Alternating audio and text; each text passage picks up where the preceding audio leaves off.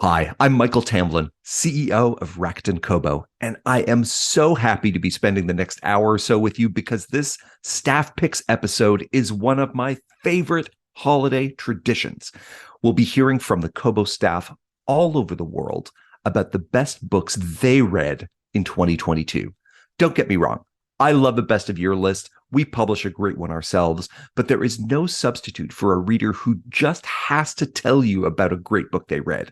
And Kobo is absolutely full of that kind of reader. So let's get into it and hear about the best books read by my colleagues in 2022.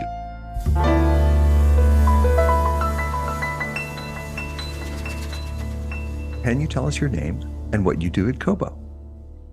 Hi, I am Marjolein van Doren, and I am the Publisher Relations Manager, and I'm based in Amsterdam, in the Netherlands. And what is the best book you read this year? So I read the Collected Works, which is basically not a book of collected works, by Lydia Sandgren, and it's a debut novel from Sweden. Why did this grab you? It's everything you actually need in a novel. So it's captivating. It has some mystery in it. It's a very unpleasant protagonist, which is Martin Berg, who works as a publisher in Gothenburg in Sweden. And he's not very good at publishing, to be honest, but his view on publishing is hilarious.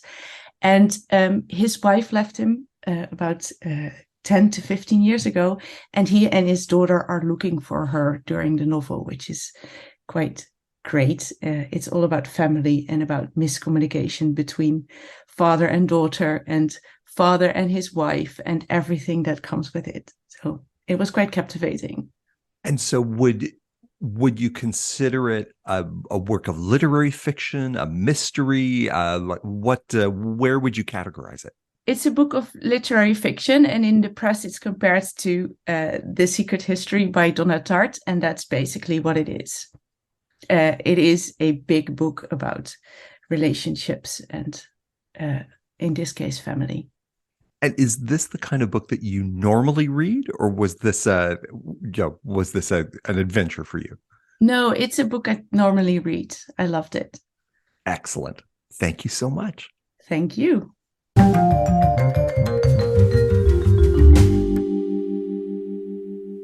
Can you tell us your name and what you do at Kobo? My name's Nimod Narayanan, and I'm the VP of Technology at Kobo. And what is the best book you've read this year?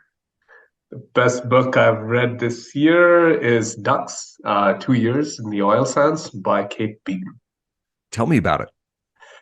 It's a graphic novel and a very moving memoir of the author's 2 years working at the oil sands in Alberta, Canada. The story starts off with the author in Cape Breton and the East Coast. She wants to pay off her student loans and decides to go to Alberta in search of labor to earn some money and pay off her loans. And what follows is very sad in some ways, in many ways, I'd say, of a story of her working in what is otherwise a toxic work environment in many ways. Certainly, we know of the environmental effects, the effects on First Nations lands, but she also brings a perspective of a woman working in a field dominated by men where harassment and other behaviors are normalized. And do you have to be a fan of graphic novels to appreciate this? No, this is a very accessible story, and the example I'd give is most of the books I read is not interesting to my partner Lily, but she actually devoured this book with great interest. Yeah, she loved it too. And if you are a fan of graphic novels, what are some other ones that kind of are kind of like this? It's very much like Mouse or Persepolis, which are very moving personal stories. The difference, I would say, and I read this last night again in preparation for this podcast, is she does take her time through the story. And there are lots of pages where there's just one panel of her watching the beach or just showing a three-legged fox. And so it is not as dense as the other stories are. Mhm. And so in that way, it's very accessible in terms of not having to follow through so much action, so to speak. And now, having seen other images of the oil sands, I've got to imagine that as an environment to capture in a graphic novel, there have to be some pretty fantastic images that are shown there. Yeah, there are. And while she does show the landscape, I think what was more impressive is showing the landscape of the factories themselves, because a lot of the pictures we saw as a result of the environmental disaster uh, was around the toxic ponds and the ducts and all the environmental effects, but not of the industrial complex itself. And that itself is very interesting. And so one more time, the author and the name of the book? The book's name is Ducks, 2 Years at the Oil Sands by Kate Beaton. So my name is Jenny, and the book that we're going to be recommending today is Babel by R.F. Kuang. And this is a two-person recommendation. So who is our second recommender? My name is Alana. And what do you do at Kobo? I am a communications coordinator at Kobo. And Jenny, what do you do at Kobo? I'm the product marketing coordinator. And what is it about this that made it so great? Oh my gosh, there's so much to say, honestly. It is a historical fantasy, kind of dark academia vibe.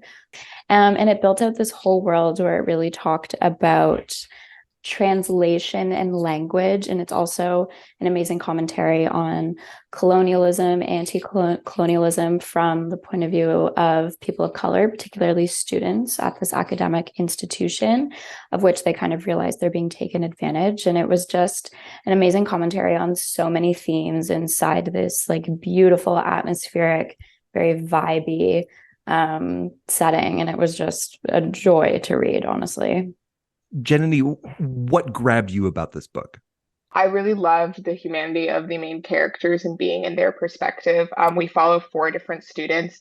So there's Robin Swift, Rami, Victoire, and then Letty. And each of them comes from a different walk of life and a different background and race. And the way that they interact with the academia, the magic, and also their place in this historical context is very different. And seeing, how they interact with each other and how their stories are very different because of where they have come from and their, race and their backgrounds is just so interesting. And like the colonial aspects that work into the story. So I loved it for both like the huge themes that it explored, but also the very human element of our main characters. This book was occupying a spot near the top of my to be read pile for a good piece of this year. And I just started a little while ago. One of the things I love about it is that mix of historical setting, but with a layer of magic kind of on top of it. For people who don't know R.F. Kuang, what are other books that are like this, or that would, if you liked it, you'd want to go in this direction? So if you're a fan of dark academia books, especially like The Secret History, maybe Ninth House by Leigh Bardugo, those books that are set in academic settings and explore some of these dark themes in that setting. This one is a fun one. Although those ones don't have the historical aspects, I do think they explore a lot of the death and the darkness of what's going on in Babel. But if you're looking for something like by another person of color that has some of those nuances that are in Babel, I would recommend Legendborn by Tracy Dion. That one's also in an academic setting, deals with, colonial history as well, in a really fantastic way. Alana, anything else that you'd call out in terms of other books that might lead you here? What actually really put me onto this book, I read Jonathan Strange and Mr. Norrell by Susanna Clark. And I also read her book, Pure Nessie, which was one of my all-time favorite books of last year. I thought it was just incredible. And those two really kind of put me into this this mindset of dark academia, and then also these kind of like bigger themes within these settings. And I just loved it. So when I saw actually in the kind of blurb about the book, it is compared to Jonathan Strange and Mr. Norrell, I was like, oh, I gotta go. I gotta run. This is it for me. It's also, if you are a language nerd, a translation nerd, it's all about the sort of the transition between different languages, training people to be translators. So it absolutely scratches that linguistic itch too, if that's your thing. Give it one more time. Give us the name of the book and the author. Babel. IRF Kwong. Thanks so much. Thank you. Thank you. Tell us your name and tell us what you do at Kobo. My name is Sarah Desabray, and I am Kobo's accounts receivable specialist. What is the book that really stood out for you this year? So the book that stood out for me this year is called Under the Whispering Door by T.J. Klune. What was it about it? When I skimmed the summary online, all I had to see was that it was about ghosts and had a gay romance, and I didn't need to continue kind of after that sentence. That's all you need right there. It's all I needed. Check both boxes. Yeah, immediately was like, okay, how fast can I get my hands on this? Tell us a little bit about it. So the tagline for the book is death is only their beginning. And I was like, okay, well, most books don't start off by telling you that the main character is going to die. It's about this like stuffy corporate, really not nice lawyer guy named Wallace, who I swear it's like the first chapter. He dies of a heart attack, and then a reaper comes, gets him at his funeral. Is like, hey, really sorry to tell you this, but you're not alive anymore. And he goes to this crossing point that's a little tea shop in a small sleepy town in the middle of nowhere, run by a man named Hugo.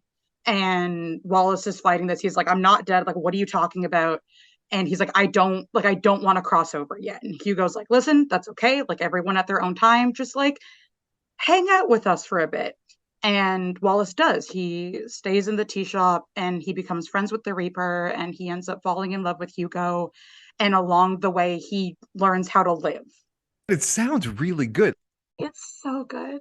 As a like Dead Like Me fan, 6 Feet Under fan, I think I got time for this one. This sounds good. It's really cute, and it's a really easy read. Like, it doesn't get, like, you're talking about death, but it doesn't get super heavy. It sounds almost like, Dead, Gay, and Cozy. Like, it's got a little... Yes, it's very cozy.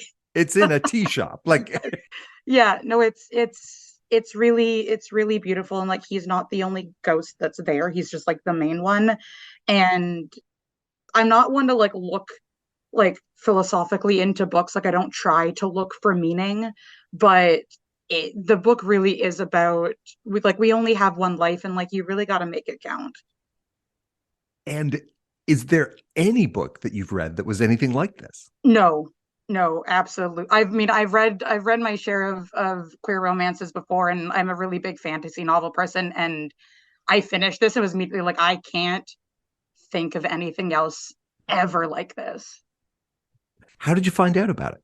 I think it was through one of those like BuzzFeed book lists, where it's like 20 new books this month, or like 20 new fantasy books or whatever.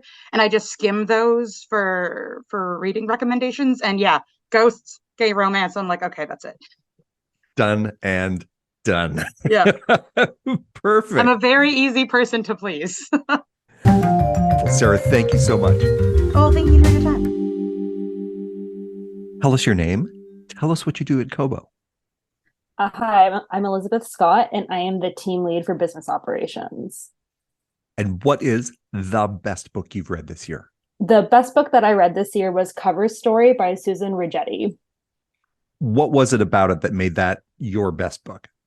So first of all, I read it. I had finished my book. I was on the beach and I needed something to read. So I was going through my download. It totally took me by surprise how much I liked it. It was just one of my randomly downloaded books on my Kobo. It has a lot of things that I really like in books. So it has unreliable narrators. It has like a bit of a scammer story. It's a little Devil Wears Prada-y. Like, it has all my favorite like taste in like things that I'm like, ooh, if there's an unreliable narrator, I'm gonna like this book. So, And do you remember how you came across it in the first place? no idea. It must have been like a recommendation from like a book club I was in for someone so that they liked it. And is this normally what you would consider a good vacation read? Yeah, absolutely. It has like, for me, so I do read a lot of thrillers, and I do like, a part of the fun of reading a thriller is figuring it out right before the author does, or like when you're reading the book and you're like, oh, I'm the best thriller reader there is. But because I was on the beach and read it from like, start of ebook to end of ebook, I didn't have time to reflect on like what I thought the twist was going to be. I was so engrossed by the story that by the time the twist came, I genuinely like, I thought a lot of things could have been happening, but I didn't see that happening. So unreliable narrator, plot twists, and definitely good if you're on vacation. Yeah, a definitely great vacation read. If you like love The Devil Wears Prada, it's got that like glitz and glam, like New York lifestyle, like rich. Anna Delvey, if you really liked My Friend Anna, or that Netflix show that had come out about Anna Delvey, you would also really like it. Perfect. Okay, one more time, give us the name of the book and the name of the author. Cover Story by Susan Rigetti. Elizabeth, thanks so much. No problem. My name is Jacques Vio. I am Kobo's senior copywriter. What is your favorite book of this year? The book I chose this year is called Notes on a Nervous Planet by Matt Haig. What is it about it that really got you this year? It kind of came to me at the right time in my life. It was actually recommended to me by Tracy Nesdley a few years ago, so it's been on my radar for a while. It's a companion piece to an earlier book he wrote called Reasons to Stay Alive, which was about his journey with panic disorder that began when he was in his 20s. He's had serious anxiety and depression. I have some experience with both of those things, more so anxiety.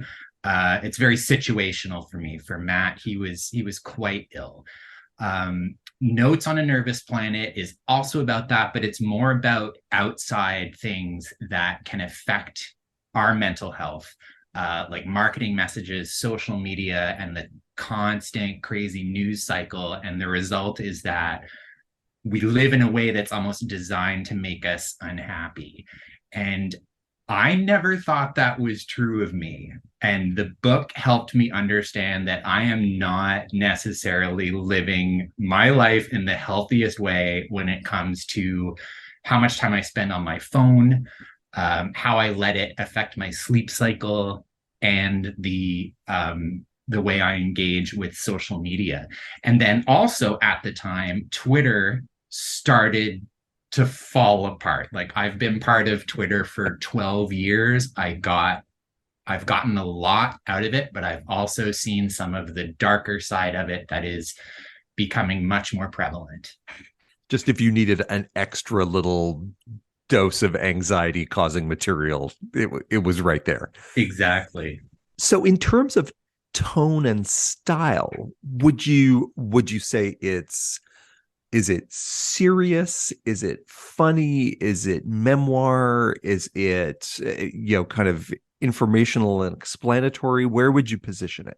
I'd position it as sort of a combination of memoir and storytelling. Matt Haig, in audiobook form in particular, he's an astounding narrator. There's the British accent part of it. There's a sort of Morgan Freeman-y kind of feeling to it. And, I felt a lot of comfort. I tend to take long walks while listening to audio, and he was kind of the perfect companion. And to hear him talk especially about the phone, like I used to have my phone on my bedside table, and I'd wake up at 4 a.m. and maybe I'll play Wordle. And then next thing you know, my mind is alive, and I actually had Bart Roberts, director responsible for subscriptions and audio. I answered a question on Slack because I saw he had one at like 4 a.m. And I was like, oh, I know the answer to that question about Kobo Plus. And he thanked me. And then he sent me a private message like, what are you doing? Like working at 4 a.m. And I was kind of like, oh, it's fine. I always do this. And he was like, you shouldn't always do that. And I kind of walked away going like, oh, calm down, it's fine. And this book made me realize it's actually not fine. Like, I don't need to be up between 4 and 6 and then falling back asleep and constantly glued to it. You're not on European time. That's right. So would you say it's changed habits in your life as the result of listening to this book? It absolutely has. I keep the phone in another room now. There's Matt talks about how, what is the consequence of you not answering a text right away? What is the consequence of you not seeing what's in the news the second it happened? I've had family members in the past year too. Like, my mother commented to me, I spent a month with her in October, and she commented on my screen time. And I thought it was a little like, calm down. But no, it is rude, actually, to have your phone at the table while, people are talking to you, or to pull it out of your pocket in the middle of a conversation.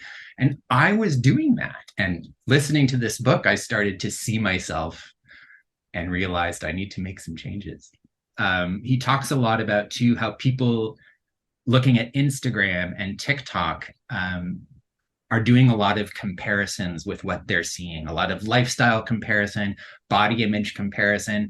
I don't find I'm doing so much of that myself, but really with the changes in Twitter, I'm starting to think, if I pull back from this, it's not the end of the world. A lot of people are saying, are you going to go to Mastodon? Are you going to go to Hive? And I'm kind of like, I don't think I'm going to go anywhere. I think after 12 years, my needs for it have changed. And is there a book out there that reminds you of this one, or that would be an entry point for people that were interested in this book? Good question. It reminded me of some of Augusten Burroughs' earliest memoirs, like Running with Scissors and Dry, which are also like very personal examinations of difficulties they've gone through. It's something like that, but I think the storytelling aspect of it was more comforting to me. And so, one more time, give us the name of the book and the author. Notes on a Nervous Planet by Matt Haig. Thanks so much, Jacques. Thank you very much. Tell us your name. Tell us what you do at Kobo. My name is Karan Sood. I am the Director for Sales Operation for the hardware side of the business. And I've been with Kobo for 3 years, and this is my second time doing this. So I'm really excited. You're a veteran. Tell us which book was the standout book of the year for you. So my standard book of the year was actually an old book. And this always happens that I'm still reading books from like 2015, 2016. So I have a lot to catch up. The book that I'm going to talk about is Red Notice by Bill Browder. And before I tell you what the book is about, I'll tell you a little, a short story. I'm going to tell you about Mikhail Kordosky. Mikhail Kordosky was the 15th richest man in the world in 2003, and the richest man in Russia. And then, as all rich men in Russia, maybe, he had a fallout with the government. And by the end of the year, at the end of 2003, he was serving a 10-year sentence on various charges ranging from money laundering to tax evasion to embezzlement. And this is the richest man in Russia on national TV behind bars. And when people say why things happen in, some countries the way they happen, it's because they make a show of it. And then when you see the richest man on TV behind bars, you think at yourself, you look at it yourself, and then, you get the line. But this story is not about Mikhail Kordosky, but it sets the tone of what happens sometimes in a lot of places. And this book is actually a non-fiction, but it reads like a fiction book, like a lot of these true crime stories, where you can't tell. And when you go halfway through the story, you're like, this can't be right. This can't happen. They can't do it. But it actually happens. So the story is based on Bill Browder, who, like Mikhail Kordosky, the businessman, and he's a self-made billionaire running a hedge fund in Russia. So he's an American living in Russia. And he too becomes friends with the Russian government at first, and he makes a lot of wealth and money doing that. And then eventually has a fallout as he can no longer toe the line that was required because it conflicts with the way he was running his business. And then he becomes an unwelcome whistleblower, and his life and the life of his employees and his company, Hermitage Fund in Russia, become increasingly hard, to a point that they have to run the fund in exile from London. The story takes an even sadder turn when his tax lawyer that works for Hermitage Capital, is tortured and killed by the Russian authorities. So then the story becomes a story about justice, patience, friendship, and everything in between, how the wheels of bureaucracy work, how politics works, how governments work. It's all in one. And most importantly, I thought it was a lot about friendship, because then he spends the next 5 years of his life trying to get justice for that tax lawyer that basically died, defending the work that had been done at his firm. And so this is a business book, a politics book, a true crime book, and like a work of reportage, all current events, all at the same time. Yes, you can read about how people became rich, and if you want, a lot of people say, "What are oligarchs?" Then the book talks about how oligarchs made, how they got rich, how Russian businessmen got rich, how it operates, and the whole story through and through. So you can really run about business, you can run about government, anything. Obviously, Russia in the news very much this year. Oh yeah. Did that lead you to this book, or was this something already on your shelf? Oh, so this happened. The timing happened by luck. So I'm always I'm always reading true crime, generally white collar true crime. That's focusing on scams and money laundering and so on and so forth. And then this happened to be somewhere in that cross section. So I started reading it. And interestingly, the things that were happening in Russia and Ukraine just happened at the same time. So it was like timing couldn't have been any better than to read about how sometimes governments operate. So it was just a coincidence. So I didn't look at it after, it just happened to be at the same time. So, but it was a good insight into how things are unfolding as well. So it talks a lot about that. And what are some of the other business, true crime, white collar crime books that this stacks up with? I think Blowout.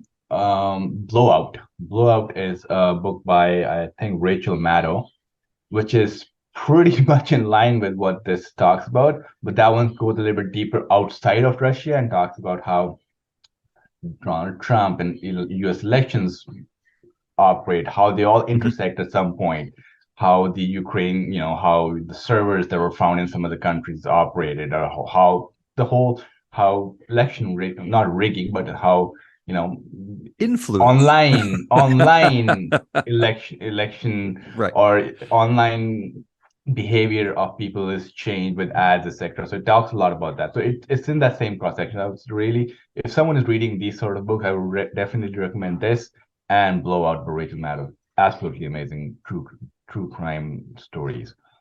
So one more time, give us the name of the book and the name of the author. The name of the book is Red Notice, and the author is Bill Browder. All right. Thank you so much. You're welcome. Hello, I am Rachel. I am the promotion specialist for KWL. So essentially, I work with the indie authors who utilize the Kobo Writing Life platform and help them promote their books on store. And what is the best book you've read this year? So the book that I loved the most this year was This Is How You Lose the Time War by Amal El-Mohtar and Max Gladstone. And I actually listened to it as an audiobook, which is weird for me. And this is kind of why it stood out, because I'm a nonfiction audiobook listener. I can rarely listen to fiction audiobooks just because my attention span is very short. But this one grabbed me and I could not stop listening to it. So this is another book that's somewhere in my to be read list. So good. Tell me why I should dig in there and pull it out.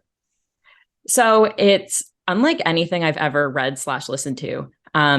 It's kind of an epistolary novel. So the premise is there are two adversaries on opposite sides of a time war, and they keep going usually back in time to try to alter one thing in the past to make the present that they live in what their side wants. And as they're going back through these threads of time, they're leaving each other letters. And so it'll be, you know, Blue will arrive in a thread and find a letter from Red. And then you read the letter from Red and see kind of how Red reacts. And it's just back and forth throughout the novel. And the language that they use in these letters is so flowery and beautiful, yet never feels overly pretentious, which is why it was such a weird audiobook listen, because a lot of times with really kind of superfluous language, you can get lost when you're listening to it, but it is just stunning. And if you like to write letters to people, you will realize how lacking your letters are by the time you finish this book, because it's so beautiful. Or does it help you level up your letter writing game? It can also do that once you get past the initial, like, oh, wow, my letters are not great. This sounds like one of those books that sits on the literary fiction, speculative fiction kind of continuum. Who's it right for? Is it good for a person who loves literary fiction? It's good for a person who loves science fiction? It's good for a person who loves fantasy? Where would you place it? I would say kind of all of the above. Definitely if you like genre fiction, but genre fiction that does have a little bit more of that flowery language. And also if you like romance. Oh. Without any big spoilers, but Didn't see that coming. Yeah, there is a romance element to it. But again, you definitely for fans of genre fiction. Okay. But yeah, little splash of romance in there too.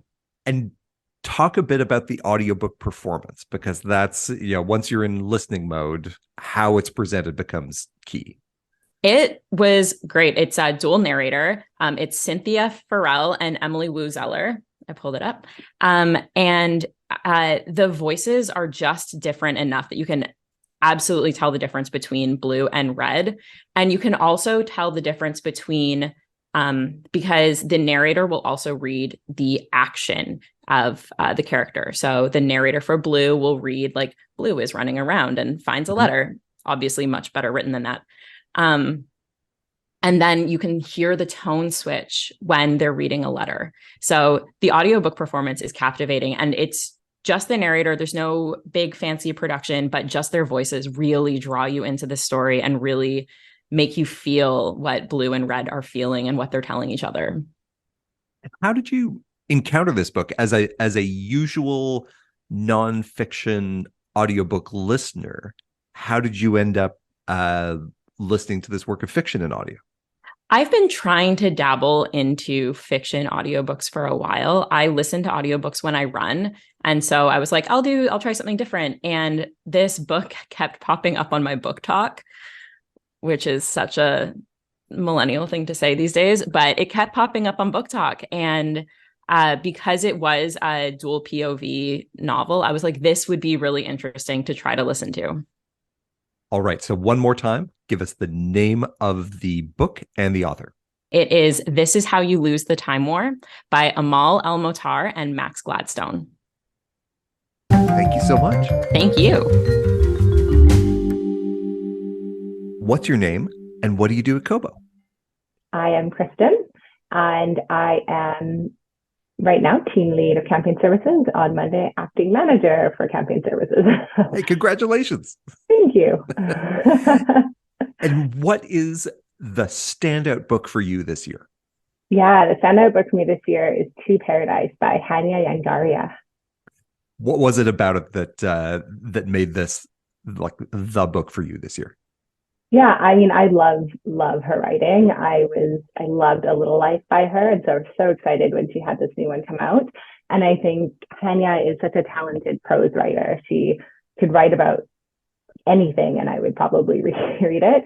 So her writing's beautiful. It's a very heavy, it's prose. There is plot to it, but it's very character-driven, setting-driven. And she kind of just sucks you into their world. This one too is pretty cool because it was in 3 different kind of time periods. And so there were some interesting relationships happening between the 3 different time periods. And I would say it's almost like 3 different books as well. The first one was kind of like historical fiction. Then you have a little bit of like fiction, literary fiction. And then the third one was a bit science fiction. So it's a pretty well done book. And it seems like we're seeing more of these books that are, that sit squarely in the literary fiction category, but have these little bits of science fiction or speculative fiction or fantasy sort of hanging on, like interwoven into them. I think there's a few books that I read this year that are kind of similar to that aspect. Sea of Tranquility by Emily St. John Mandel. So good. So good. I love her writing too. Cloud Cuckoo Land by Anthony Dewar. Both are kind of like heavy literary fiction, but they kind of go into that like science fiction-y aspect. Also, they kind of both have that time period jumping going on as well. So there's 3 books that came out that are by amazing authors that kind of follow a similar pattern. So is this a book for a serious literary fiction lover? Would you also be into it if you liked science fiction or speculative fiction? Yeah, I think honestly, I think because her writing is it's so easy to read, it's so engaging right from the beginning. I think anyone would be into this book. She does her characters so well that you're just so hooked in. So, if you do read science fiction heavily, and you want to try and branch out a little bit into a more literary fiction, this is probably a great book to read. If you read historical fiction, this is a great book to read. If you read, it's a wide open kind of audience. Mm-hmm. Anyone I've recommended it to tends to read, a range of genres. So they've all loved this book. And so one more time, give us the name of the book and the author. To Paradise by Henry and Garia. Thank you so much. Thank you. My name is Renee D'Entremont, and I'm the Senior Director of Communications at Rakuten Kobo. And of all the books you read this year, what is the one that really stood out for you? The one I want to talk about today is The Mother of All Degrassi, which is an autobiography by Linda Schuler, the creator and executive producer of the Degrassi series and franchise for the past 30 plus years. As a Canadian child of the 1980s, obviously this is kind of embedded. Degrassi is like 30% of my DNA. Tell me about this book. So Linda was born in the UK, moved to Paris, Ontario as a young girl, became a high school teacher. And there was some equipment that you could do audiovisual, like a video camera, editing equipment. She decided that she wanted to get down to to talk about issues that happen in a teenager's life that wasn't being taught at school, because maybe the subjects are a bit too touchy. It could touch on, school shootings, on abortion, all these things that weren't being talked about or were a little bit under the radar. She decided how important it was, and she wanted to do something about it. And she started with a documentary with the children in her school to showcase the different backgrounds they're from and what they go through from day to day and things like that. And that's how her career started as a producer. So I thought it was pretty interesting. Does it give people a sense of just how fundamental that show was to kind of people growing up at that time? For people that don't know this, Degrassi is kind of the show that almost everyone in Canada in kind of that young adult, kind of preteen age, watched and saw themselves in at one point or another. Did it capture that cultural significance? It did. So basically, as the series progressed and different generations of kids were in the show, there was a few different iterations of the show over the years, became very popular around the world and even in the US. And they talk a little bit about, how they sort of, like Drake comes from there and Nina Dobrev comes from there. But what was also very interesting, that was a small part of the book. There's testimonials in there about people saying how the show saved their lives, for example. Mm-hmm.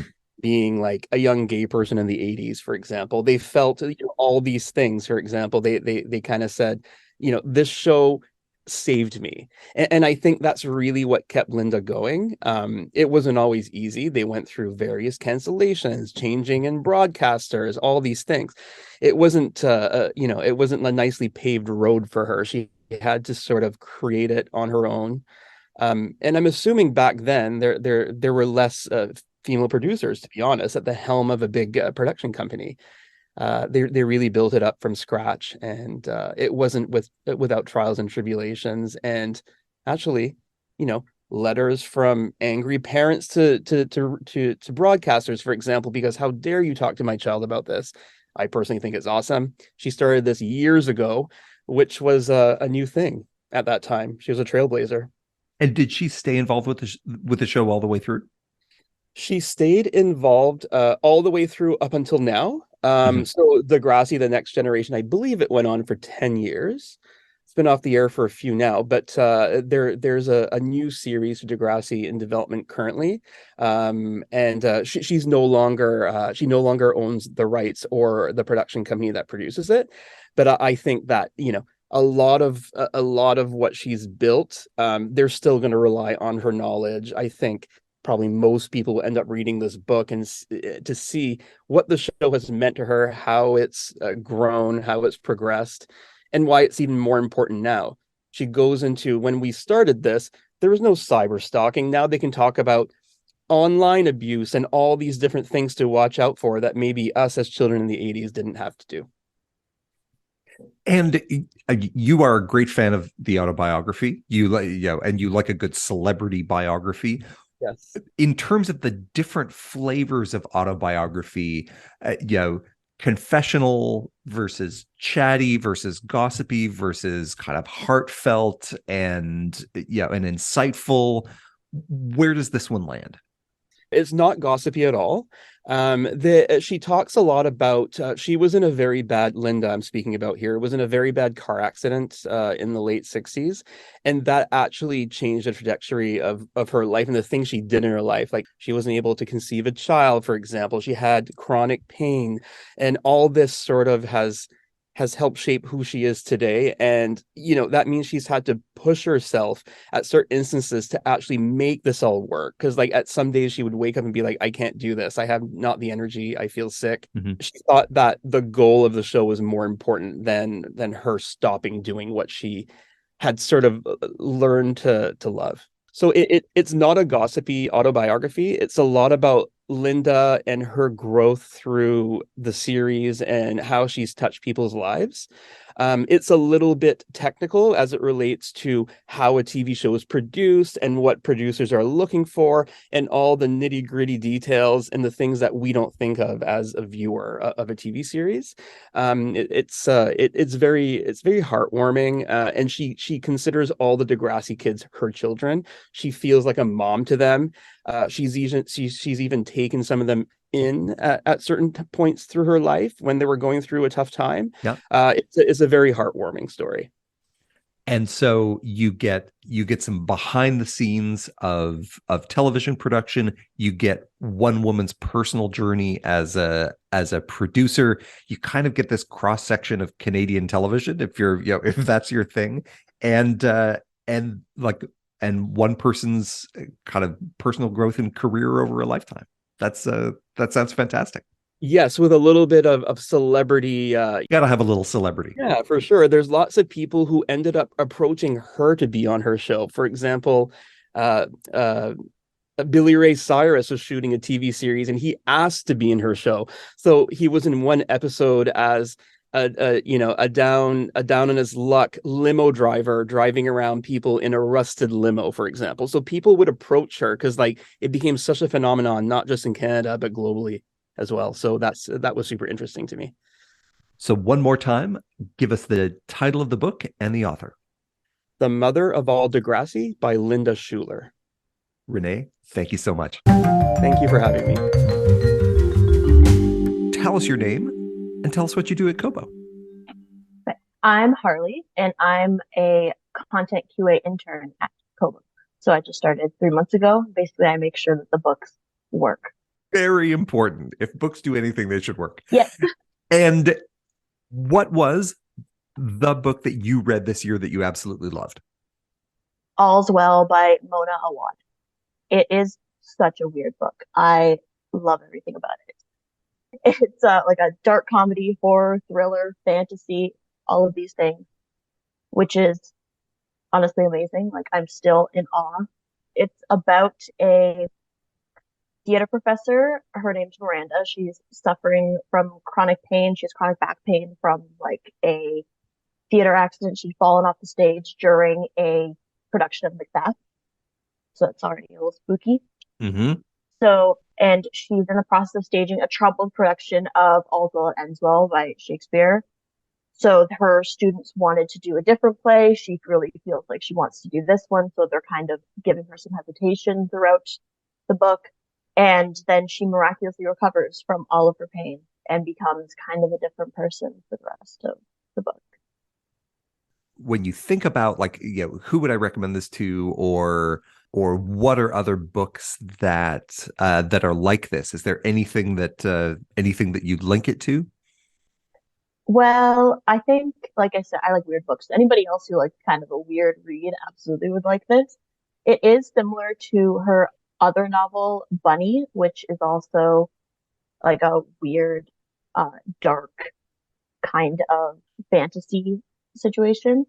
So that one would be good. Mm-hmm. Anyone who likes Shakespeare, there are lots of fun little references in there because she is a theater professor.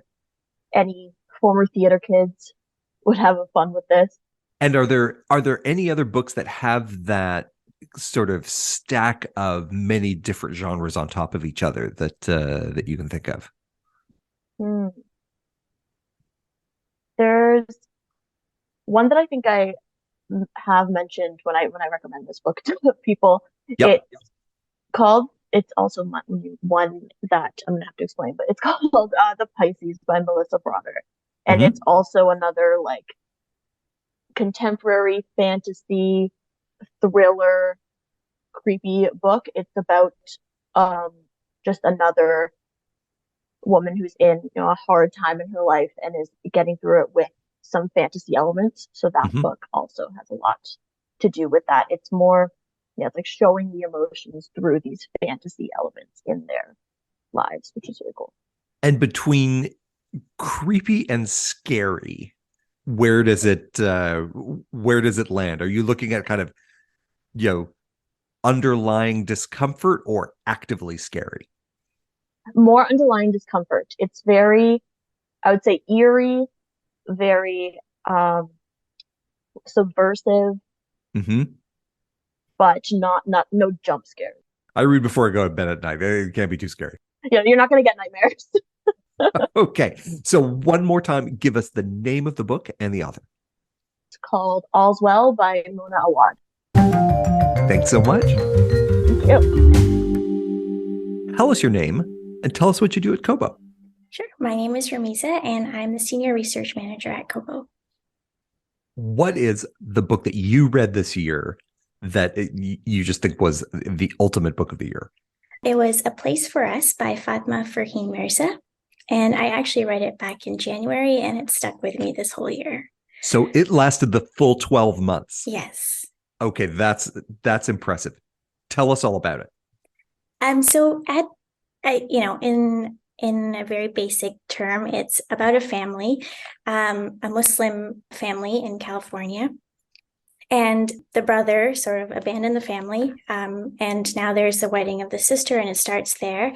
And he shows up unexpectedly. And over the course of the novel, we find out from the varying perspectives of the family members why the brother left and what caused that really big rift within the family. And are there books out there that you think are kind of similar to this, just to give people a sense of what they might be diving into?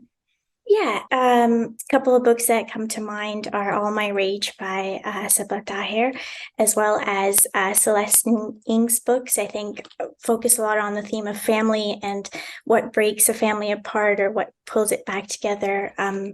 Yeah, it's very family related. So books along those lines. Got it. How did you find out about it? I found out about it through social media. I think I just stumbled across it on Bookstagram, and I'm really glad that I did. I found really great gems through Bookstagram. Are you also a book talk person? Interestingly, I'm only a Bookstagram person, but there's a lot of book talk reels on Bookstagram because I don't have TikTok. You just have to wait for them to come around. Yeah, exactly. Is this the kind of genre that you normally like to read, or was this a step outside for you? It was a step outside in the sense that this book doesn't necessarily have a strong plot line in a sense of, there's a main event that happens. It's a very slow burn, and usually I don't really go for that type of genre, but I think the way that it was written and the way that the author just relays all these emotions, I was able to relate on such a visceral level to this, being South Asian descent and then being a Muslim on top. So I think just the themes that the author explores within the novel resonated with me so deeply that I was comfortable reading it, even though it was outside of my zone. So very character driven, very relationship driven, Yes. the dynamics of family and family history, and that pulled you right in. Yes. The name of the book is Place for Us by Fatma Farheen Mirza. Thanks so much. Thank you. Hello, my name is Erica Chung, and I am a qualitative analyst as part of the Kobo research team. What was the book this year that you read that just blew you away? The book that kind of blew me away was called Unmasking Autism by Dr. Devin Price. I read it as an audiobook, and it really gripped me from beginning to end. And what was it about it that caught you? It was such a nuanced and multifaceted look and explanation of what is masking and the consequence and weight of it on people with autism. Because I don't know about, I'm pretty sure everyone has experienced a lot of mental health hurdles for the past couple of years because of the pandemic. And as part of my personal understanding of my own mental health, and being on social media a lot more, I see a lot more conversations about ADHD, about autism. Yep. And so I got very curious about, well, I want to understand more before I go make a call to my doctor to see if there's a conversation to be had there.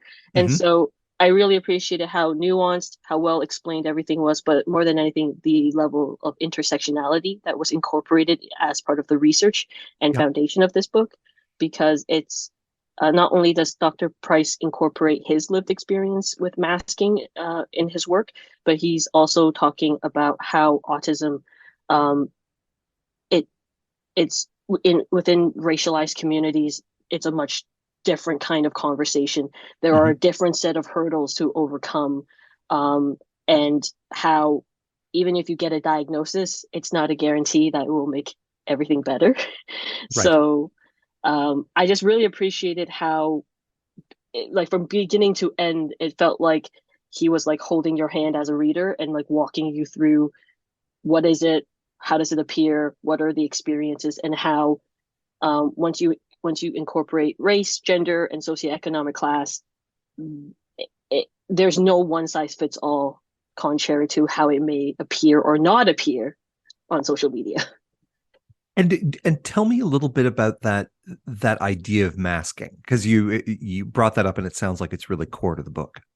Yes, so masking is a coping mechanism in which a lot of autistic people may use to try to fit into neurotypical expectations and behaviors. And I like to think of it as like you're constantly performing mental gymnastics throughout your entire day, trying to monitor your own behavior and your own maybe your speech patterns. And with that, the book touches on, stimming as a practice, self-soothing, and how a lot of autistic people, part of their masking process is trying to reduce the visibility of them stemming in public, so that it doesn't draw further attention. And so it's just masking. I'm sure a lot of people can relate to the idea of masking, but I really appreciated the extensive explanation the book provides, and also the long-term consequences of having to do that in a neurotypical world where you don't want to stand out, but it's very exhausting. And how did you find out about this book? A close friend of mine actually read it, and she posted about it on Instagram. And like I said, I was like on this process of understanding my own mental health situation, and so I was like, oh, wonderful, oh, it's a long book. I don't know if I have the attention span to sit and read it myself, like with my eyes. So I was like, oh, an audiobook will be great because I can just listen to it along the way. I do potentially suggest reading it as either a print or an ebook because there are activities and resources that the author provides. So I've had to like go online to like Google and find the resources myself. But if this is something worth of interest and worth reading, I do recommend maybe getting an ebook copy to just have those tools. But you found the audiobook was a great way to get through the material though, and take it all in. Yes. The book is read by the author himself. So I always really appreciate and like it when audiobooks are read by the author, especially nonfiction, because it's not as common. And also there's like a variety of talented voice actors making audiobooks. But yes, the audiobook was a great way to get through the material. Had you read a bunch of other books around the subject and this was the one that stood out, or did you just happen to find this one and it kind of opened that door for you? I was reading a lot of like a lot of opinion pieces, a lot of essays online. I still have a Tumblr account, and so I was like coming across a lot of Tumblr users because they write extensive essays. Oh basically. yeah. And I was reading all of that, and then I was like, okay, I feel like I want to know more, and I don't have the energy to fact check every single social media post I come across. So when my friend posted about it on her Instagram, I was like, cool, this looks exactly what I'm looking for. There's an audiobook. And it's extensively researched because I'm that kind of nerd. So it just hit all the right check boxes.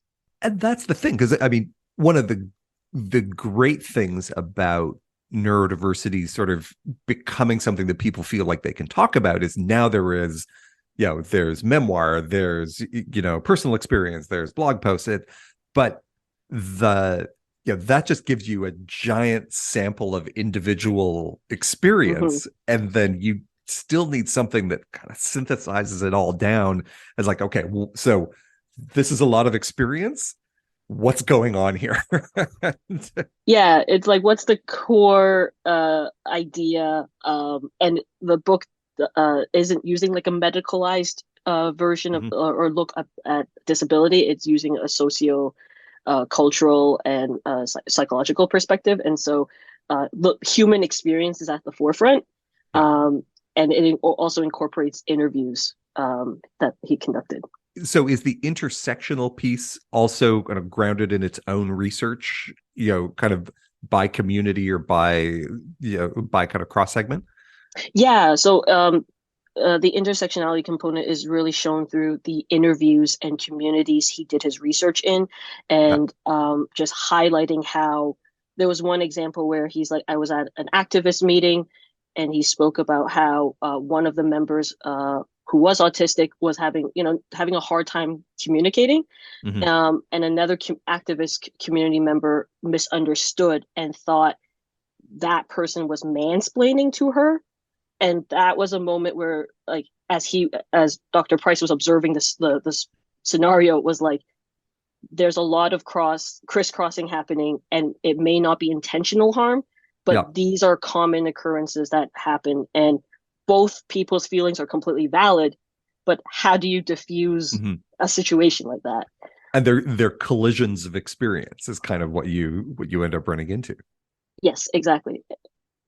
Very cool. Thank you so much for that. That's a really good one. No problem. I hope you get the chance to read it when you can.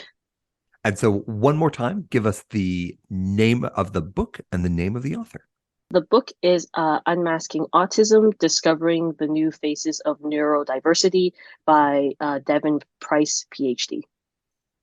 Thank you so much for the recommendation. No problem. Thank you for having me.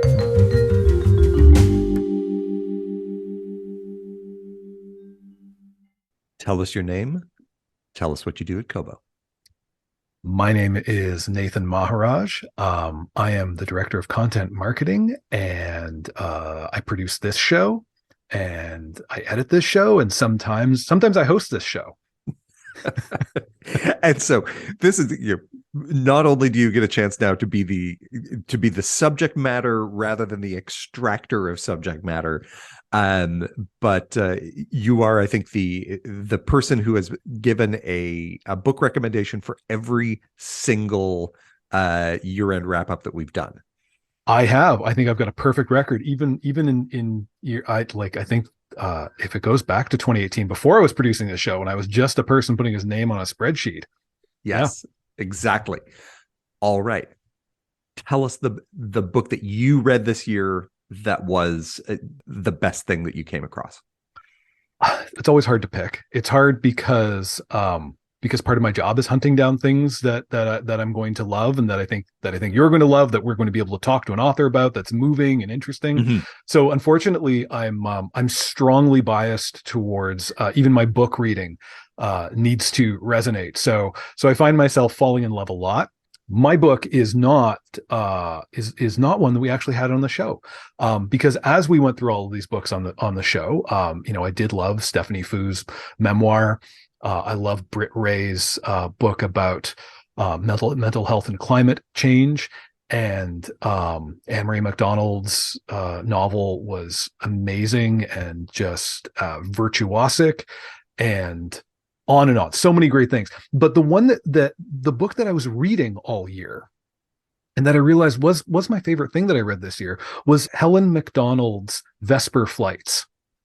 And so Helen Macdonald is the author of the memoir that was a big hit a couple of years ago called H is for Hawk.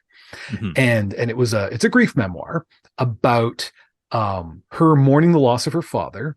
And while she's doing that, she's also training a goshawk, which, as we come to learn, is a notoriously wild and virtually untamable animal. And she's also reading T.H. White's memoir of attempting the same, except T.H. White was not only bad at it, but I think was doomed to be bad at it. Plus, lacking talent, also proceeded to do everything wrong. And so that's a wonderful book. It's a singular book. There's nothing like it.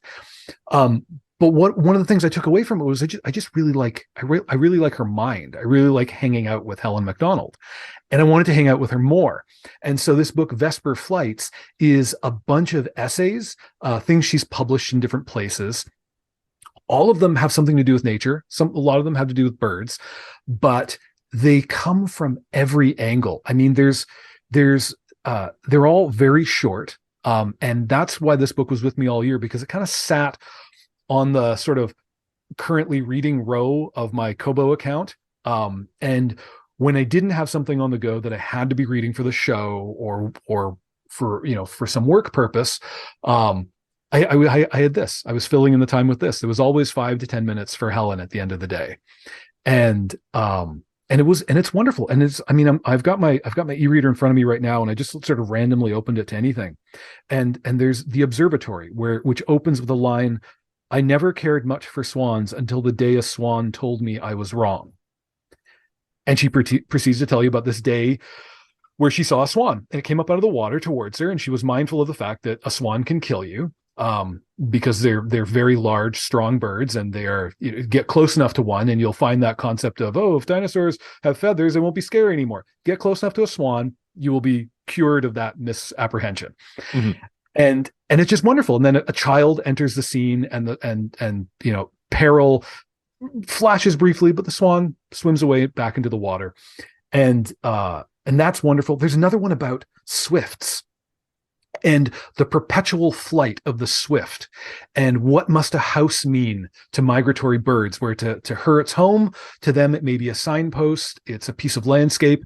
And what does it mean as we humans, we build these things, we tear them down, we change things, we remake the world in ways that are just catastrophic for migratory animals, and we don't even think about it. And in other ways, we make homes for these animals. And it was just spending time with Helen Macdonald, thinking about nature is wonderful, and it works for me because I'm the guy who will be running out for a jog on Lakeshore, and I will stop.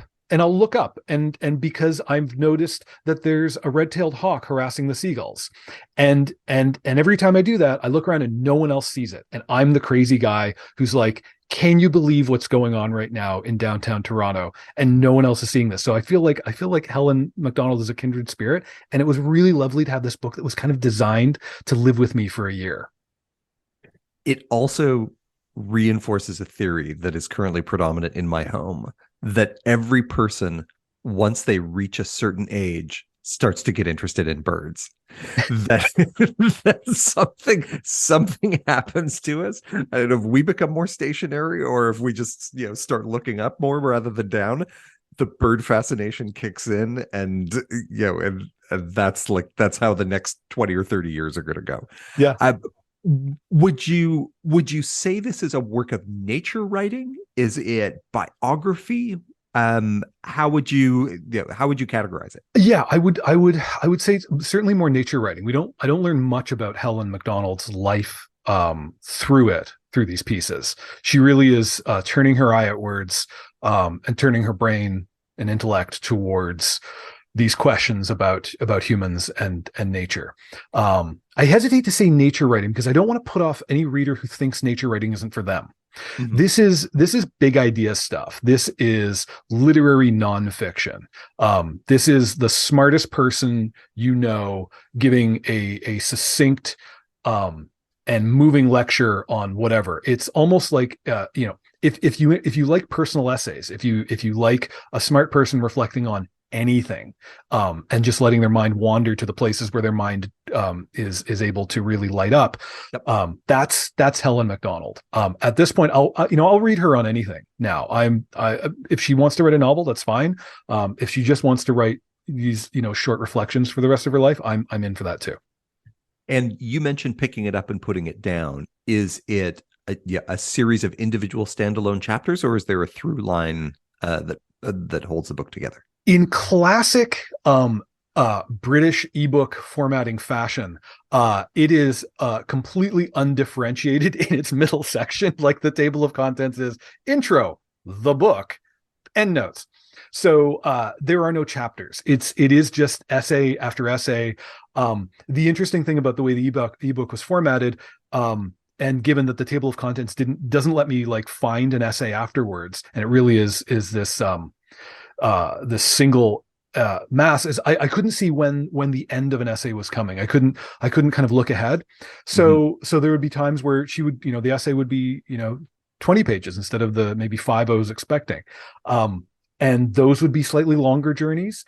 And I was just kind of into it. I liked the breaking up of that rhythm and the little bit of surprise that, we're going to go deeper. She's going to break this idea into a few pieces. We're going to get into a little bit of technology, of construction, of energy, of who knows. And then we're going to, she's maybe wildlife will only enter tangentially at the end as she explains this milieu of economics and technology. So really, really easy to dip into. And almost reading it linearly is a little bit like dipping into it because you do not know what's coming next. All right. So one more time, the name of the book and the author. It is Vesper Flights by Helen MacDonald. Nathan, thank you so much. Thank you, Michael.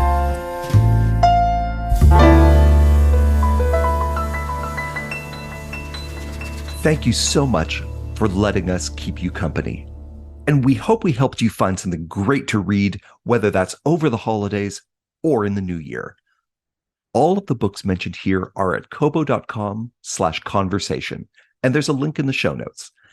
More author interviews are on the way, so hit that subscribe button and be sure not to miss a single one. Happy holidays, happy new year, and thank you for listening.